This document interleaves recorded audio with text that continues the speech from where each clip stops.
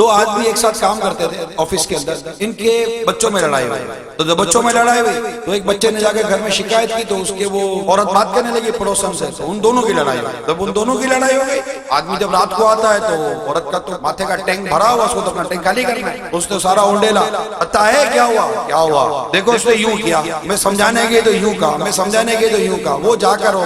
میں بات کرتا ہوں، اور وہ غصے میں بات کرنے کے لیے گیا، ہاتھ میں کوئی چیز آئی، دونوں کی منہ ماری ہوئی، آدمیوں میں منہ ماری ہوئی، تو اسے اٹھا کر اسے سر پہ دے مارا، تو وہ بھی کچھ کام کر رہا تھا، مزدوری کر رہا تھا گھر میں، اس نے بھی کوئی دو چیز پکڑی، اس سے اٹھا کر اس کو مارا، دونوں نے دوسرے کو زخمی کر دیا، دیکھتے دیکھتے دونوں مر گئے۔ کہتے ہیں کہ جب دونوں کے گھروں سے جنازے اٹھے تو دونوں کے بچے محلے میں باہر کھیل رہے تھے۔ ایسے مرد حضرات ہوتے ہیں جن میں تحمل، بردباری، معاملہ فہمی کم ہوتی ہے۔ اچھا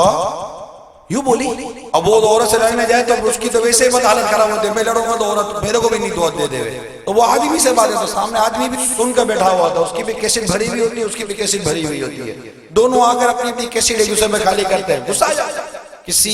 جیل میں ایک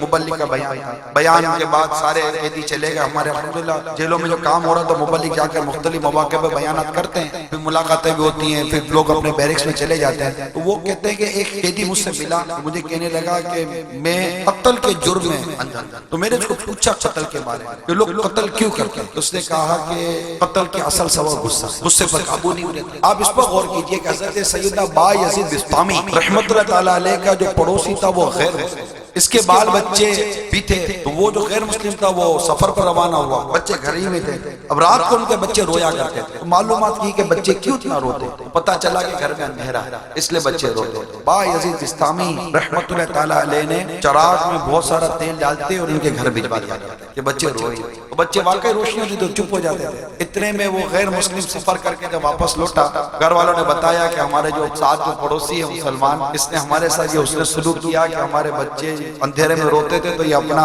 چراغ دے دیتے تھے جس کی روشنی سے بچے چپ ہو جاتے تھے۔ تو باپ نے کہا کہ جس پڑوسی کی روشنی سے میرے اندھیرے گھر اجالا ہو گیا تو میں کفر کے اندھیرے میں کیوں رہوں، لہٰذا کلمہ پڑھ کر سارے مسلمان